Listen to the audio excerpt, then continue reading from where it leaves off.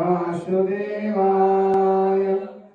ओम नमो भगवते वासुदेवाय। ओम नमो भगवते वासुदेवाय। ओम नमो भगवते वासुदेवाय। बोले वासुदेव भगवान की, बोले गायत्री माता की, बोले शालिग्राम भगवान की, बोले तुलसा महारानी की, बोले गंगा मैया की, बोले संत समाज की, बोले कार्तिक महात्म्य की। भार्गवाच भगो दैत्यपते सौम्य अपहर्तुं तव श्रियं विष्णुर्वामनरूपेण आदिते पुत्रकां गतः। तवाध्वरं समायाति त्वया तस्यामरेश्वरा न किञ्चिदपि दातव्यं मन्मतं शृणु भूपते। आत्मबुद्धिसुखायैव गुरुबुद्धिर्विशेषतः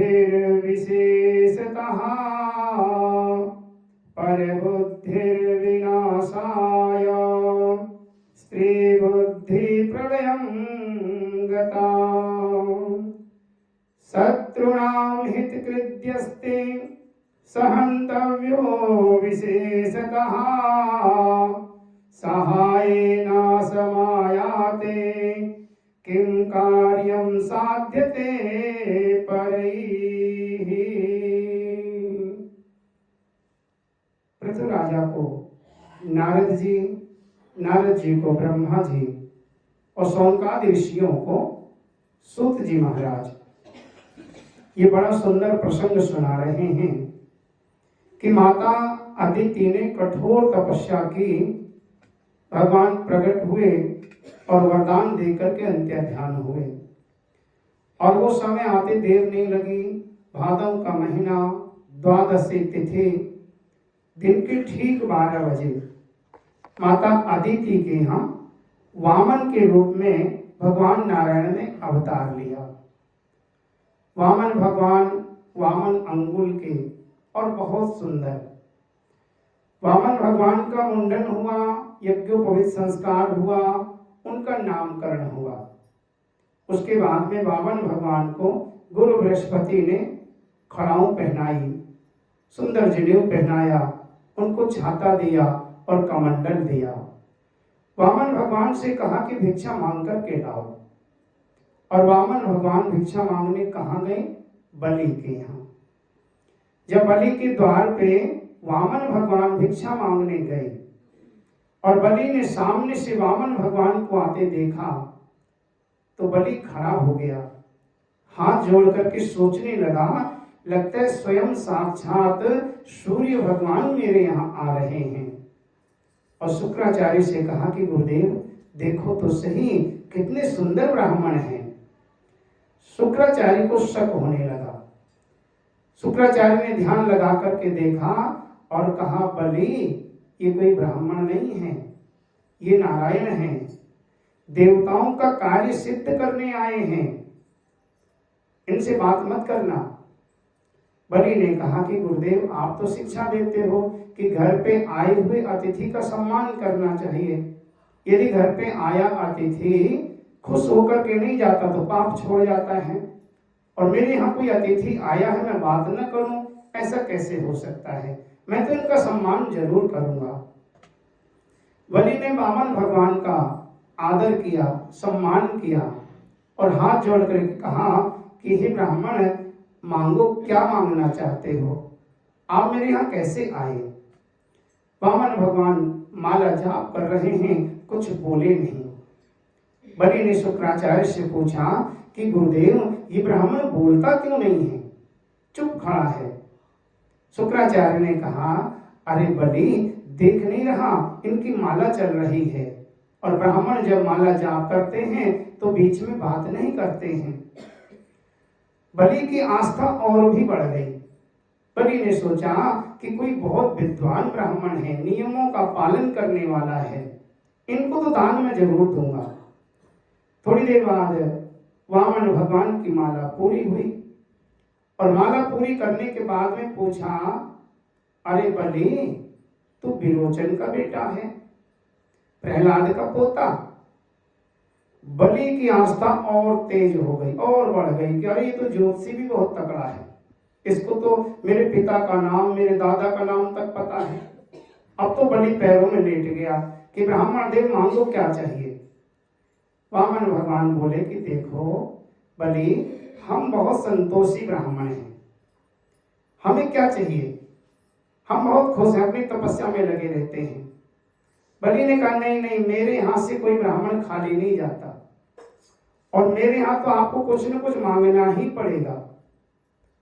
वामन भगवान बोले, देख बलि, ज्यादा मजबूर कर रहा है तो ऐसा कर, 3 पग धरती दान में दे दे। देना ही चाहता है तो 3 पांव धरती मेरे लिए बहुत है, बैठ के अपना तपस्या करा करूंगा। बलि ने कहा, क्यों नाक कटवा रहे हो, लोग क्या सोचेंगे। बलि जैसे दानी के यहाँ जाके ब्राह्मण ने 3 पांव धरती मांगी, क्यों नाक कटवा रहे हो। वामन भगवान बोले, अरे बलि, तू 3 ही पग दे देना, वही मेरे लिए बहुत है।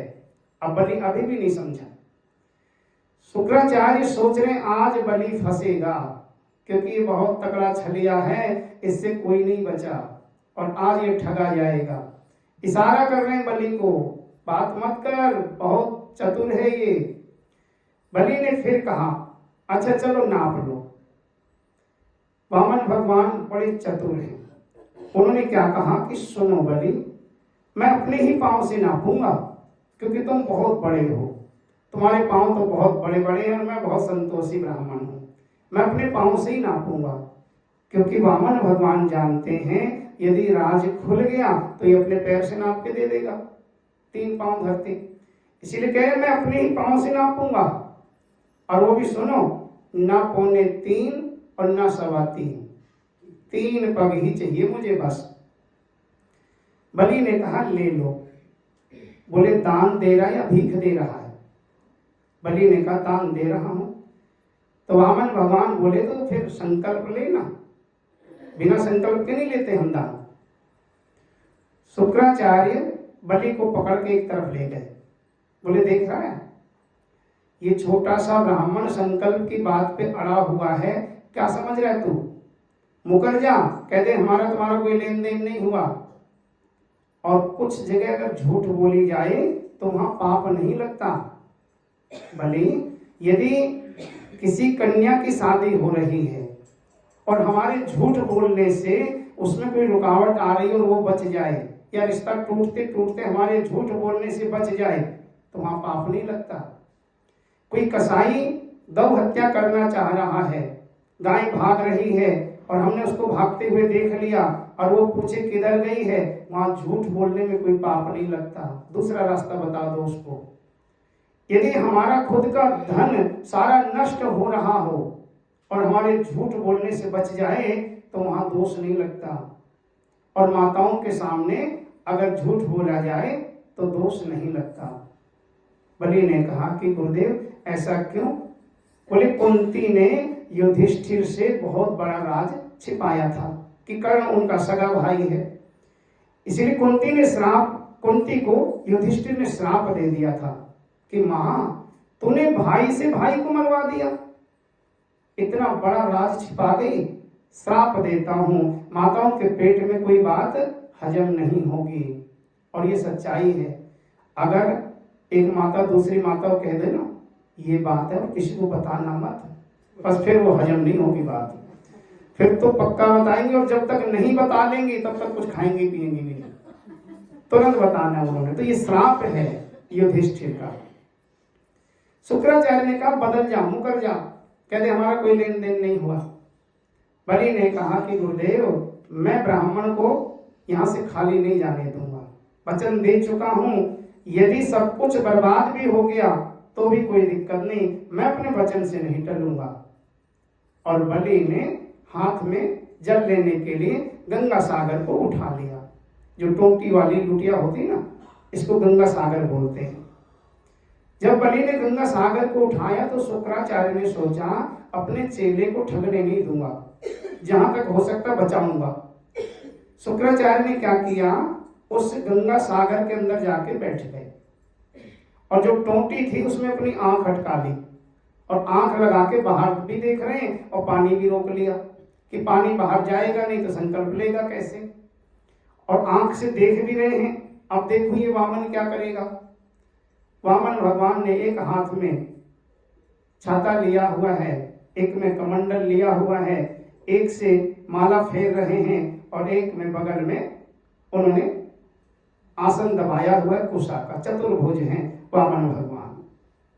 जब देखा शुक्राचार्य ने जल को रोक लिया तो वामन भगवान ने अपने आसन में से एक कुशा निकाली और कुशा निकाल के उस टोंटी में मार दी।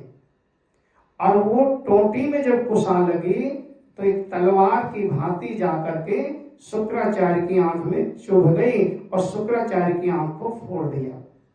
शुक्राचार्य एकाक्ष हो गए, यानी एक आंख उनकी फूट गई। और शुक्राचार्य ने बाहर निकल के श्राप दे दिया, अरे बलि तेरे कारण मेरी आंख फूट गई है, मैं तुझे श्राप देता हूं, तू लक्ष्मी से वंचित हो जा। सूत जी महाराज शौनकादि ऋषियों से कहते हैं कि गुरु का श्राप होने के कारण बलि ठगा गया। और बलि ने हाथ में जल लेकर के कह दिया, इमाम वामन रूपाय ब्राह्मणाय त्रीणि पदानि पृथ्वीं अहम संप्रददे। इस वामन रूप ब्राह्मण को मैं 3 पांव धरती दान देने का संकल्प करता हूं। और इतना कहने के बाद में कहा कि अब नाप लो। भगवान ने कहा दान दे रहे हो, कोई भीख नहीं दे रहे, हाथ जोड़ के बोलो कि ब्राह्मण देवता दान ले लो। बलि सोच रहा छोटा सा ब्राह्मण, नखरे कितने हैं दान लेने में भी।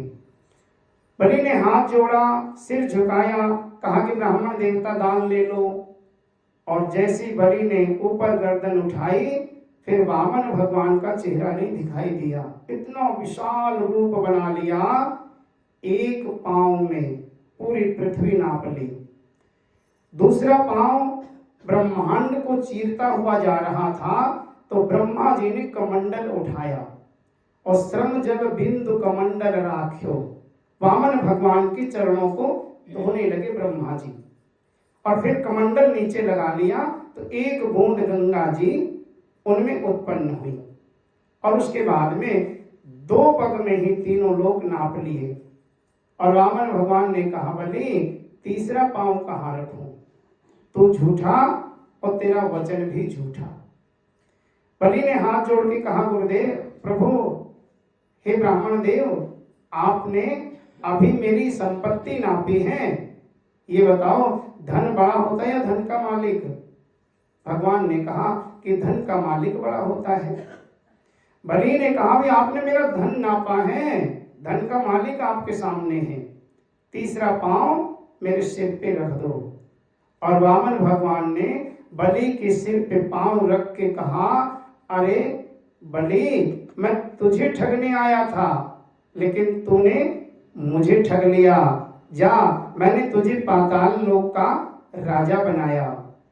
तो वामन भगवान ने बलि के ऊपर कृपा की, बलि का अभिमान दूर करके पाताल का राजा बना दिया। सूत जी शौनकादि ऋषियों से कहते हैं कि इस प्रकार गंगा जी का प्रादुर्भाव ब्रह्मलोक में हुआ। वामन भगवान के चरणों से गंगा ब्रह्मा जी के कमंडल में उत्पन्न हुई और श्रीमान भगीरथ जी की कठोर तपस्या के कारण पृथ्वी पे आई। जो लोग गंगा जी के इस अध्याय को सुनते हैं अथवा सुनाते हैं, उन्हें रोज रोज गंगा जी के स्नान के बराबर फल मिला करता है। बोले गंगा मैया की, बोले कार्तिक महात्म्य की।